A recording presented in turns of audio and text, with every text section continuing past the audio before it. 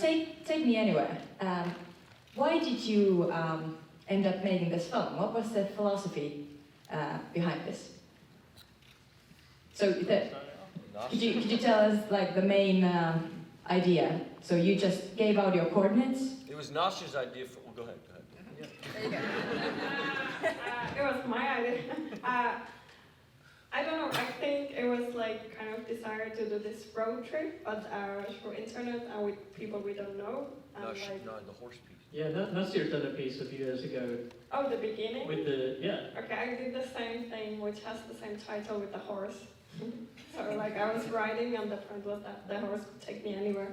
And then sometime we were like in New York or somewhere, and then we had discussion about new ideas and things, and then somehow it was like, oh, we should do this with people, and like we should use Twitter as kind of medium.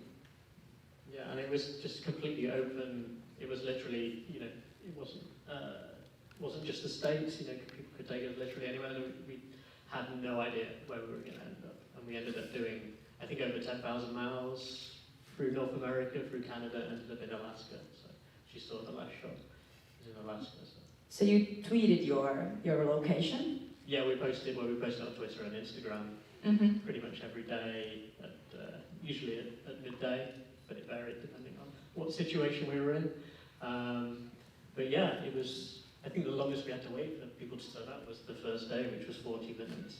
Our first scene, so at the beginning of the film, we were waiting, you know, wondering how the hell this is going to work, and then we just got on a roll, and yeah, people were there. Sometimes a few times we had like 100 people in Riga, like waiting to pick us up. So, yeah. Yeah. So you ended up being on a road trip for a month. Yeah, it was 31 days. So you were together the whole time. Yeah. How was that? We love each other, but you know, I mean, it's 31 days where people are on top of each other. You know, it's. You know, 31 days with your mother, 31 days with your brother, 31 days with anybody you love. It's just too much. It's too much. Would you like to share any surprises or interesting meetings from your journey? I suppose you had many, because there were many different people, many different places you visited.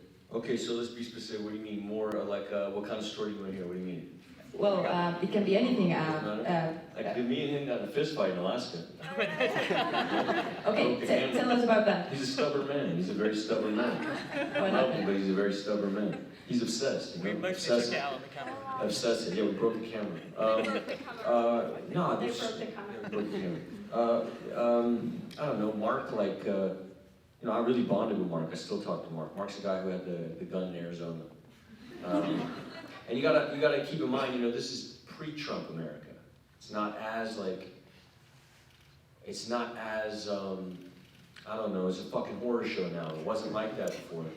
I don't know, it wasn't as scary. I wish there was a better word. It's very, you know, it's a hellhole now. So if I saw Mark now, Mark pulled up on me now, I'd be terrified.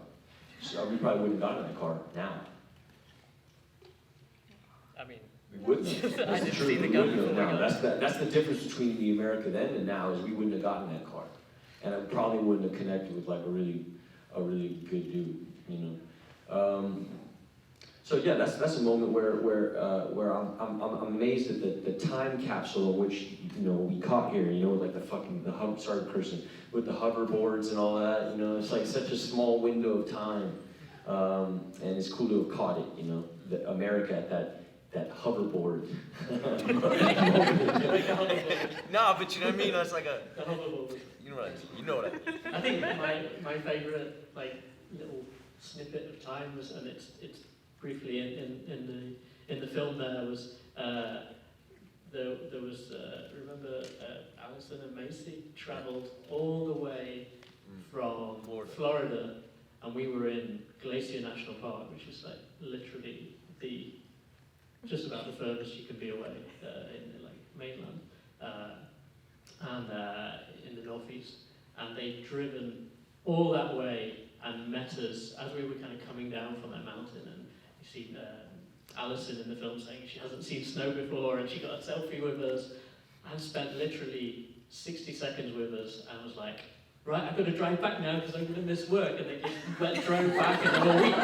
So they like took 2 weeks out of their life just for that 60 seconds, and that was really kind of touching. But we added all these people to a Facebook group, and so we've stayed in contact with pretty much all these people, and they've stayed in contact and they've met up with each other because they were strangers with each other, and we have meetups, and we're a kind of tight-knit group of like 70 people from kind of all walks of life. So that's, for me, the kind of most touching thing.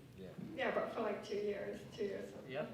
talking on this group, it's pretty intense. We just had a pool party, like. So what was your? Do you have a favorite moment or like a striking one? Horses.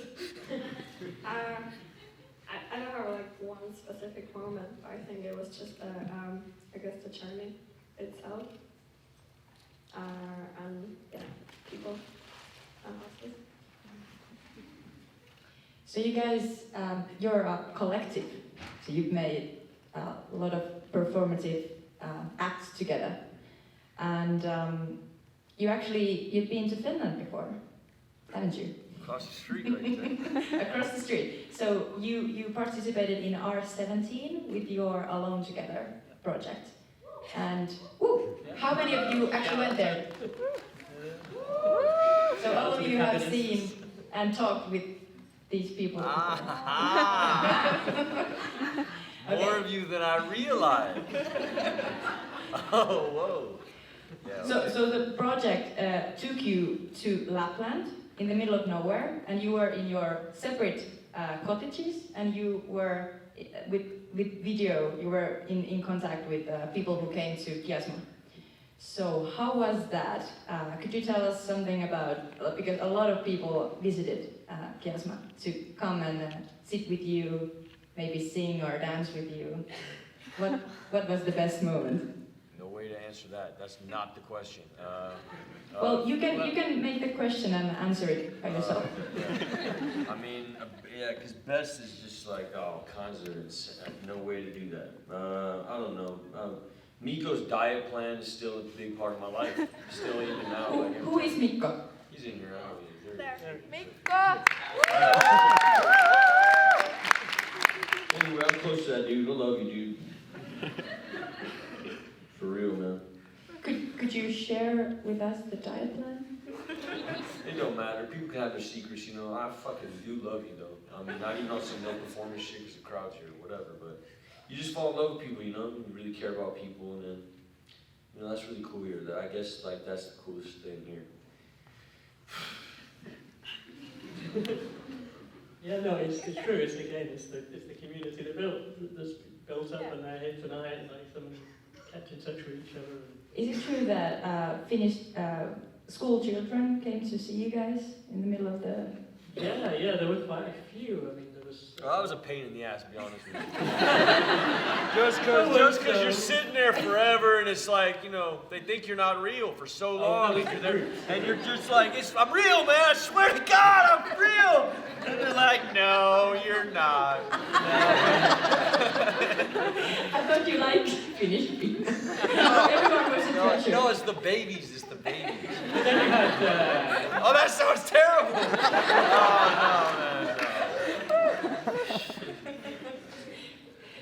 no, man, no. But you also had like people like Evie came in who was skipping school, people skipping school to come in like every day. And then at one point, like their teacher came in and was like, oh, it's okay, it's better, you learn more here. You know, and it was kind of, a lot got talked about over that month. We went like really deep, so talked about the meaning of life, and then we had some random meditation sessions. Every day. Every day. Every day. Yeah. So that stuff keeps you sane, to be honest with you. Because I don't know if you guys knew this, we were getting chased by Nazis and all kind of stupid, but scary stupid. And one of the dudes kept his lives in here. I know he's in here. Well, yeah, There you are. The name that won't be mentioned.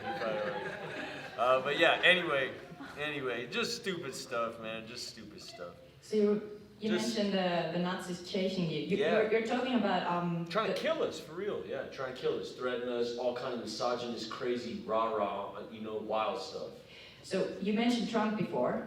So you guys still have an ongoing project called He Will Not Divide Us, Yeah. which is you have a camera right now in Lodz, Yeah. I think, and it's filming straight screen video is going online. And you guys, when you started that project, which is going to go on until Trump is The end of the presidency. he isn't the president anymore. So you guys had alt-right. Wait, I thought you'd learned something. Yeah. No, but alt-right guys. You're talking about. Well, full on fascists as well. straight up So I mean, every- neo-fascists the full attacked gamuts. you guys when you were having that Yeah. first time in America. Every time, pretty much. And that's the disturbing thing is like every country you go to, like Mhm. they come out the woodwork. And even when we were doing Alone Together, Kiasma, that had nothing to do with that project. Kiasma had some like alt-right people coming in. Yeah, so people came to Kiasma and tried to somehow sabotage Yeah. your project. Kiasma were brilliant. That's how you deal with it. It's just Go Kiasma. don't take any shit from Nazis. Really? Yeah, I don't think we could have done this No. before. I mean, after the Nazi chasing, that's why it feels like quite innocent time Yeah. to me. But you never know. I mean, But it would be totally different. yeah, it would be totally. like It would, yeah. avoiding stuff or like being paranoid. yeah. I think. So were you also kind of, because I remember you were just taking the He Will Not Divide Us project to another place, and then to another place, and then the guys from online, they just looked you up, found where you are, and then just came over there and started to mess things up. Were you also kind of just trying to make them kind of concentrate on you guys, and sort of like making them chase you guys? No, not at all. I mean, No. they try and twist the narrative like, oh, we've tracked it down and we're like sabotaging it. I mean, it's in a museum advertised and the address is on the website. So it's like, you know, they're not kind of CIA level. Like when we tweet the location, you see like hundreds of replies to the tweets. It's like, I think I found it, and they post like their Google Street View. So they kind of overstate their sophistication of their operations. But we did, you know, in the museum in France, there was like a flaming drone attack on the museum. So it's like serious stuff. What There happened? was a drone dangling down, a flaming like a rag doused in petrol that tried to basically burn it down. It could have burned the museum down. So this is like extremely serious Try stuff. to light a farm on fire, like Yeah. gunshots off in New Mexico. You know, they send it's just not fun right now at all. It's like you wouldn't be able to have this kind of the naivete that's on this. You wouldn't have this like unicorn vibe anymore. It's gone. You know? Do you feel sad? Hell yeah. Yeah, it's really sad. So let's go back to how you guys met. Go back to our happy place. Yes, let's go to your happy place. So Nastya and Luke, you knew each other before you guys became a trio. Can you tell us about that? We went to the same art school in London. And how Shaya became one of you guys? So yeah, we've been making stuff together for the past like 10 years or more. And then I wrote after I came out of art school. I kind of got a bit more theoretical, and I wrote something called the Metamorphosis Manifesto, which was basically just an attempt, like a personal attempt, to get a handle on like what I thought about the world and how. Once again, we're kind of embracing sincerity and kind of naivety and hopefulness. So you're talking about things that are now connected with the millennial thinking in a way that people want earnest things, people want emotions, people want sincerity, not sort of. Yeah, but at the same time, there's a knowingness. Like you still have that irony, and we've learned, you know, what we've learned, so we don't dispense with that. So it's an informed naivety. But anyway, and Shia came across this text online, and he was in a bit of a tough spot at that time. Yeah, and so I had plagiarized a comic book, made a short film because I was scared of my own ideas, because I never really went to school. And I was making Transformers movies and feeling like an object. And boo-hoo. So I make this movie, and it goes to Cannes, and wins an award, and I didn't put no writer's name on it. And so now I'm fucked. And my whole life is like, and I'm thinking my life's over, and I'm online, I'm reading, I never read about any art, anything. Now I'm reading about art history, and I'm trying to figure out an excuse. How am I gonna save my creative life? And I go to this website on like, I don't know, People Magazine or some garbage website. Well, you found a guy who like gave you the excuse for that, and you rolled with him for like 2 days. Oh, let me finish the story. Okay, so there was this guy named Kenneth Goldsmith, who I found on some People Magazine, whatever, narcissist, like Googling my name, like. So then I read this thing by this guy named Kenneth Goldsmith, who's actually defending me. And I'm like, hey, I don't even know this guy, but I love you, guy.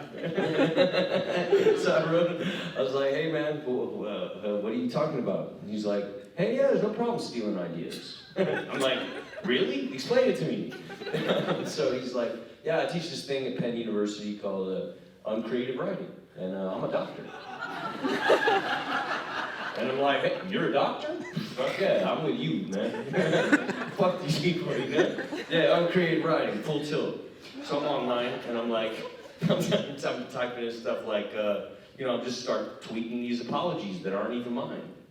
Because I had already said I'm sorry, but people were like, fuck this guy, So then I'm like, all right, well, who do you work for? And Kenneth Goldsmith's like, I don't know, maybe it worked for like Bill Clinton.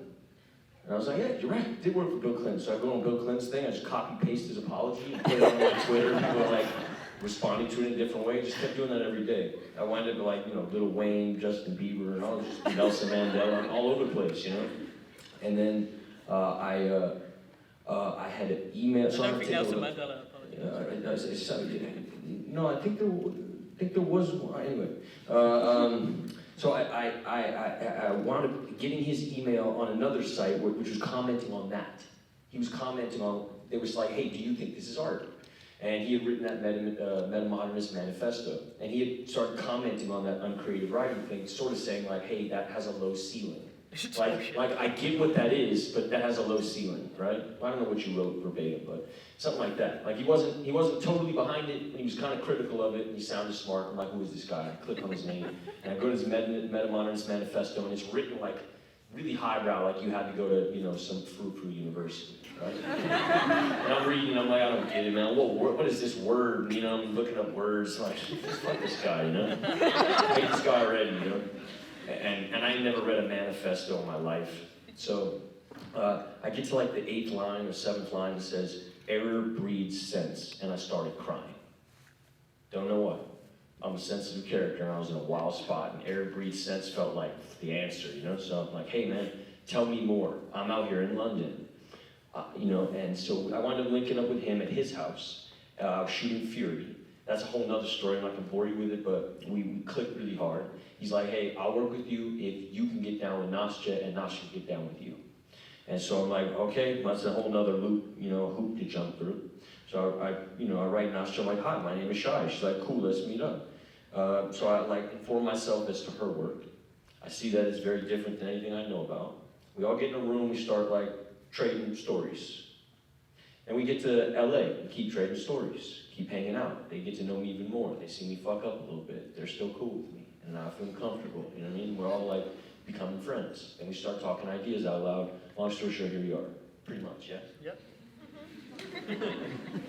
Beautiful.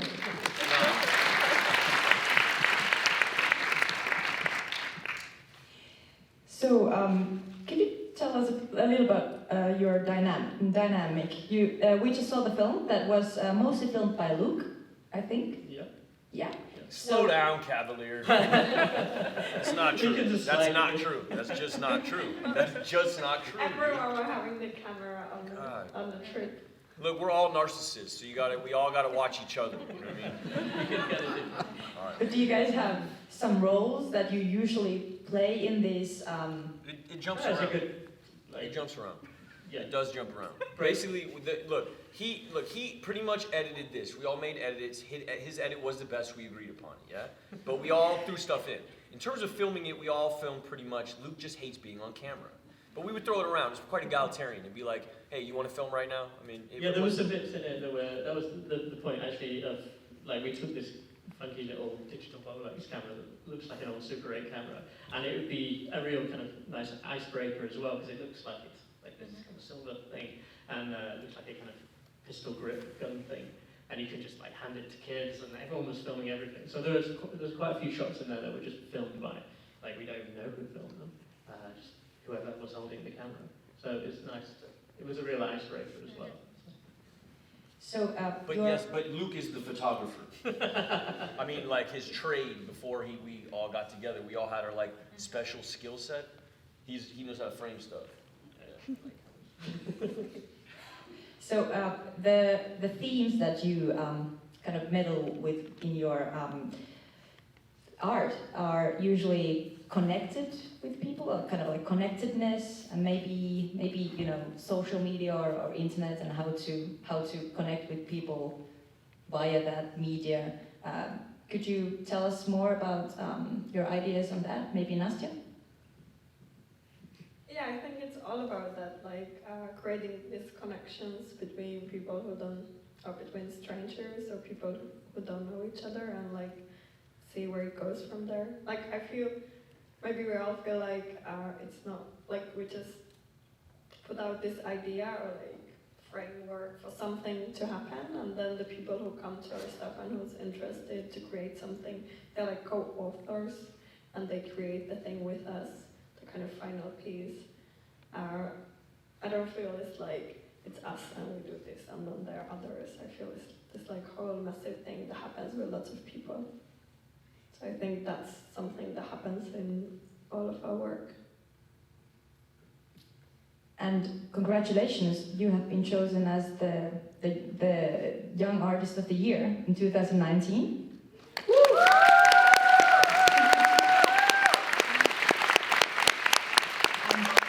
Your next project sounds very interesting as well. I'm not sure if you guys will maybe contribute to that, but you will be without internet for 6 months, starting from next week.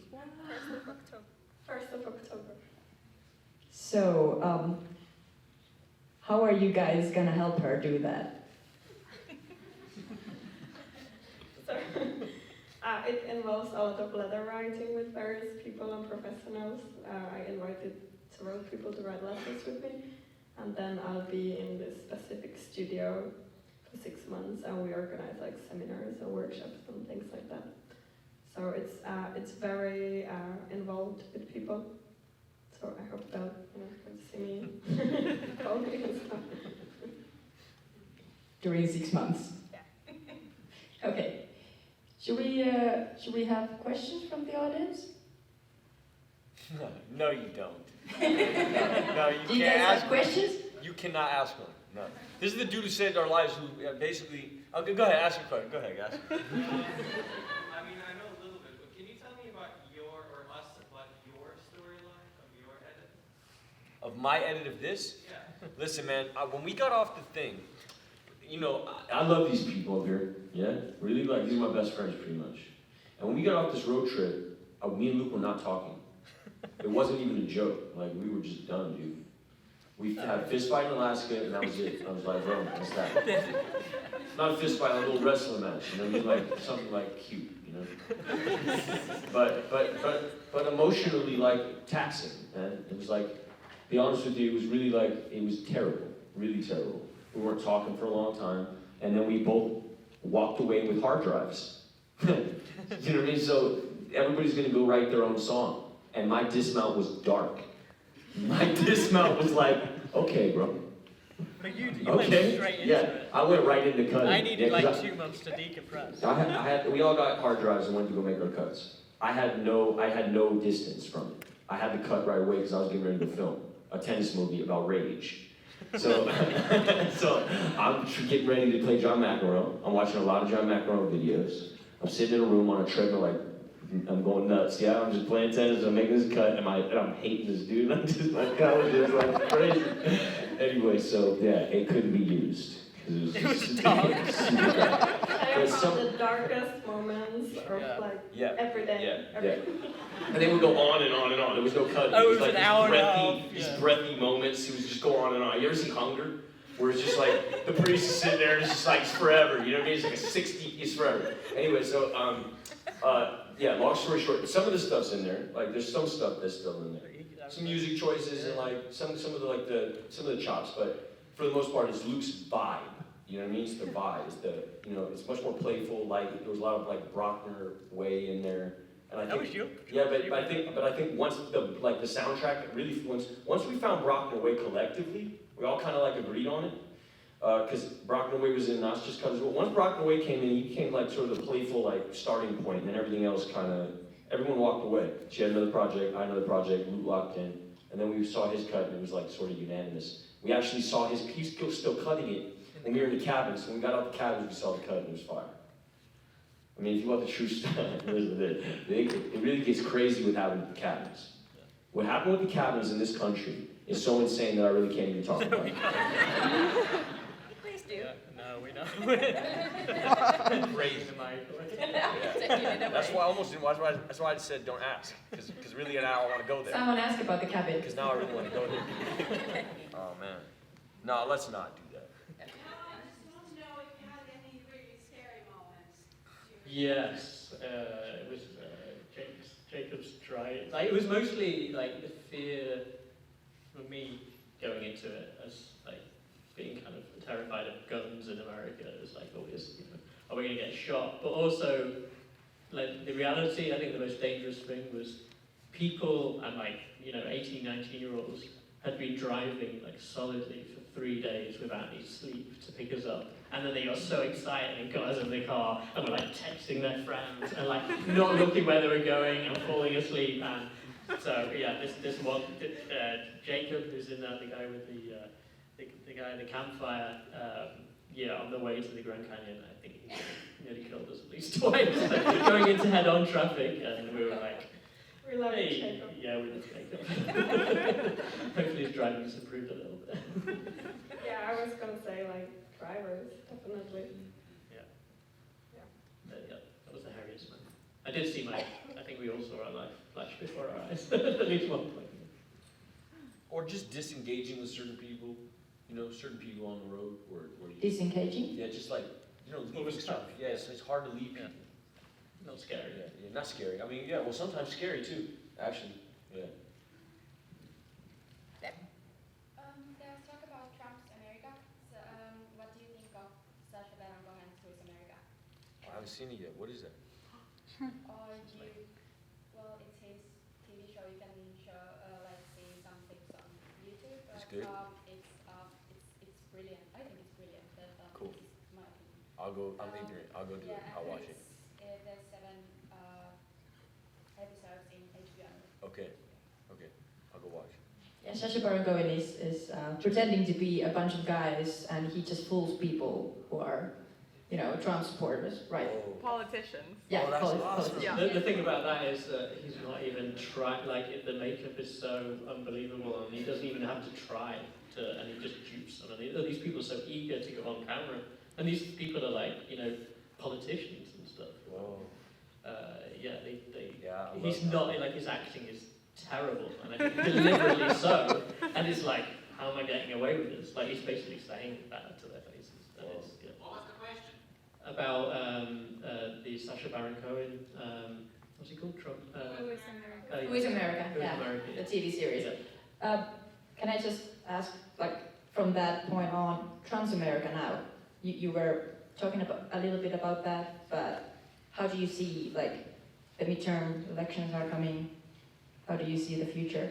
I mean, if the Democrats get the midterm, no way. If the Republicans, I don't know. I think apathy has destroyed any kind of the apathy is really rampant. Not just amongst youth or artists or curators it's rampant. I don't know if you're going to have the '60s hippie people in the streets, moving people out of office. I don't know if you can impeach this dude now. I really don't know. I don't know. That's kind of why I'm heartbroken. It's like, what does he have to do? How crazy does it have to get? How crazy does it have to get? At the same time, you talk about apathy, he's captured the imagination of a whole... Yeah, he's kind of captured the imagination of a whole disenfranchised, like, middle America, and a lot of the people we saw on the trip that talked about, you know, the coastal elites and like politics is only working for them, and that, you know, he does, even though it was like the lowest turnout for the election, there was people who came out to vote who wouldn't normally vote. I guess, yeah, it's How fired up are we? Yeah, I want to see. I don't know. I talk to people who are like who aren't necessarily politicians, you know, and I just feel like nobody's really gonna vote, you know. I just feel like people don't vote. People don't give a fuck, really. You know, it's like a bunch of bullshit. It's just a bunch of talking nonsense. It's just a bunch of like shave our heads and hold flowers and fucking bullshit. And let's tweet our fucking support and blah, blah, blah. Nobody's really gonna do fucking nothing. The truth is, I just feel apathy and I'm heartbroken. Because really, we really should be like fired up, like really fired up. And we're not. And, you know, the artists should really be blowing the fucking horn right now. Like scared as shit. Hold on, Luke. Like, the people that I love, like a Kendrick Lamar. I love Kendrick, hold on. I love Kendrick Lamar deeply. He's responsible to blow a horn now, you know? Who else do you love? Who else matters in culture to you, personally? To me? Yeah, who's relevant and matters now to you? Right now? Right now. Bjork? Well, Paul Thomas Anderson? Paul Thomas Anderson. So like Paul Thomas Anderson has been and has tried. Actually, if you watch some of his shit, he's trying. You know? I mean, he is trying, actually. The movies, he's making movies about male rage. He's actually pointing at it. He's not, maybe it's not specific. I just feel like it should be more, I just feel like there should be more going on. And there's a hippie in me that feels this way. But part of me's with Luke where, you know, I start getting like, I gotta take a breath and, you know, like realize how hippie I sound, you know, and calm down a little bit. I'm just like bummed out that I feel apathy from people in the culture who I look up to. Yeah. Yeah, that's it. Yeah, I think that's, you know, there's hundreds of thousands of creative people out there who are like immensely engaged, but it can be a little bit depressing when the people who are put on a pedestal are like, especially Yo, he won a Pulitzer Prize this year. His words matter now. You know, where is he now? You know, if we lost Kanye, we lost him, right? He's gone. He's fucking irrelevant. Fucking irrelevant, yeah? But Kendrick matters a whole lot. So where is he right now? You know, midterms are coming right now. Where is he right now? You know, that's it. That's it. You know, these are people that I love as a fan. You know, as a fan. Word. More questions? Beck. I'm really sorry, but I have to ask a cabin question. Because you talked about how intense it was to be together for 31 days and to move around like the whole country. But can you please compare a little bit the intensity between the cabin project and this project? Yeah, they were. I mean, we kind of got cabin fever in all the cars, like to even like maybe different. It was kind of different. It was there were definite like long drives where you could kind of, you know, conversation would fade and everyone would get tired and just listen to music and we kick back a little bit, and that the cabin was somehow more intense in some ways. In terms of like you're like driving across the country, the landscape changes, so you feel like you are moving somewhere, and in the cabin it's just like, you know, you close the screen to chiasma and then it's here, you're like, oh. But like driving around, there is always like, there's a different kind of rhythm and speed going on, so like I found that easier.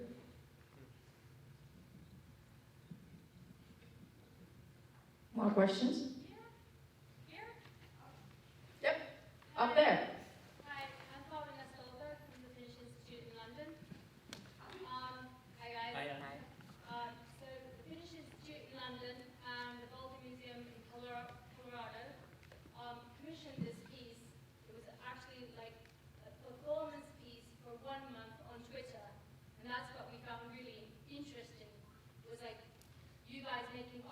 new platforms. So my question to you is, you made art on Twitter, and then you filmed it yourself on really easy to use little cameras, and then you distributed it to everybody so you can download the same piece for free anywhere.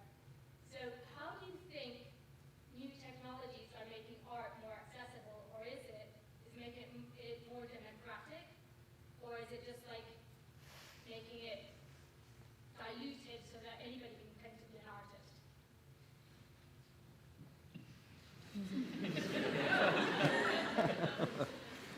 Well, I don't think there's anything wrong with anyone claiming to be an artist. Like, I think completely, like, I think everyone should, you know. And I think it's great that everyone can have a platform and anyone can so easily, you know, make something with an inexpensive camera and put it on YouTube. I mean, everyone has a camera, has a you know, you can make a feature film on an iPhone. So this is something anyone can do, and I think that's, yeah, that makes it then difficult to not get lost in the sea of the whole network of creativity. But I'm, you know, largely optimistic about it, and stuff that is good kind of does find its audience online, and even if that audience might be a kind of very niche audience, or it might be massively mainstream, I think it's generally a kind of net positive, far and away. There. You guys mentioned the different edits. What was the amount of raw footage that you ended up with?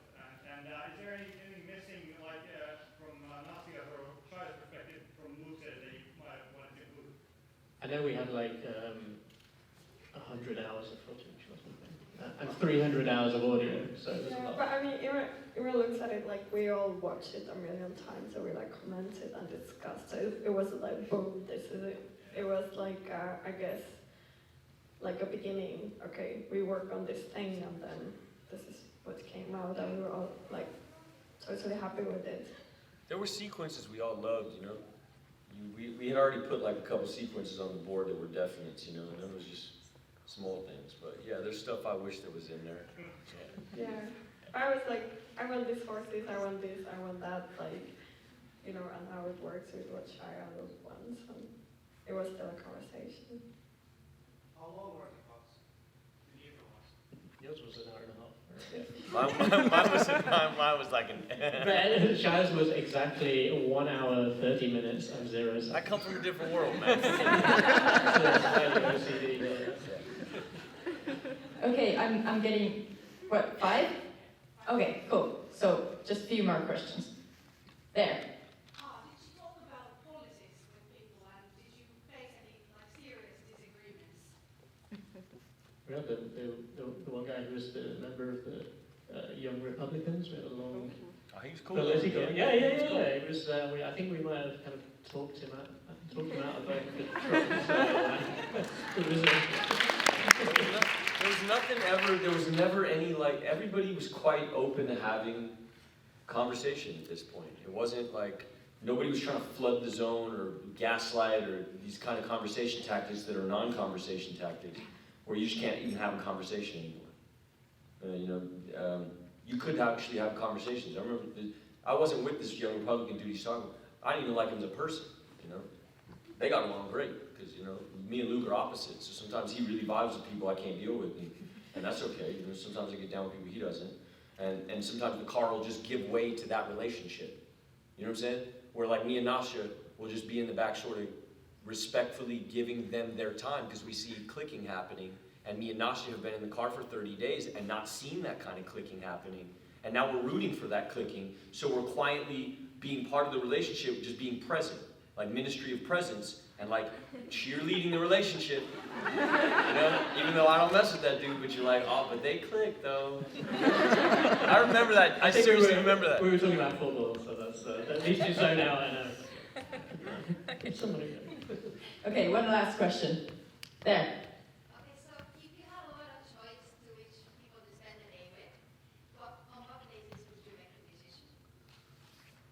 What basis would you make the decision I on? think we just enjoy, but like when we all have our meetups and everyone's there, that's like really special. Wait a minute, what is the question again? Then I want to hear your answer again. What is the question? So you had about 100 people wanting to spend the day with you guys. How would you choose which people you would spend the day with? That's a different thing, okay. Yeah, no, we went with the first one, and yeah.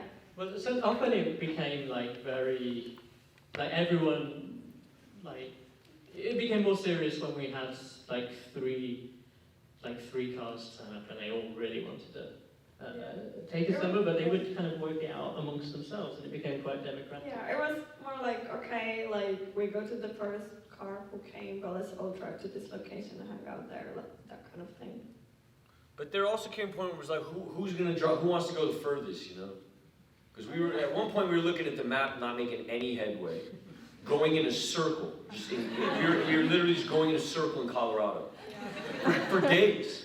And we looked at each other like, this is a disaster. We're just going from pizza place to laundromat to, this is not what we envisioned at all. There's nothing epic about this. We're just going in a circle in Colorado of different people's cars. We gotta do something, so. It only lasted for like 3 days, but Yeah, we were but like, still, by the third day, you're like, this is gonna be a month. Yeah, yeah, third day, you're like, Mayday, Mayday. So I don't know who it was said it, No, but then we had like set up rules, like, okay, who takes us further, so like, it wasn't like, okay, we're not going to a neighbor's house, like, it's just, And then people started to see, oh, they're going with who will take them the furthest, and then people were like, oh, I'm going to drive them to Texas, oh, I'm going to drive them to Florida, I'll go to Alaska, so it became kind of competitive, we worked it out as we went along, and it turned out pretty nice. Okay, Nastya, Luke, Shaya, audience, thank you. Thank you.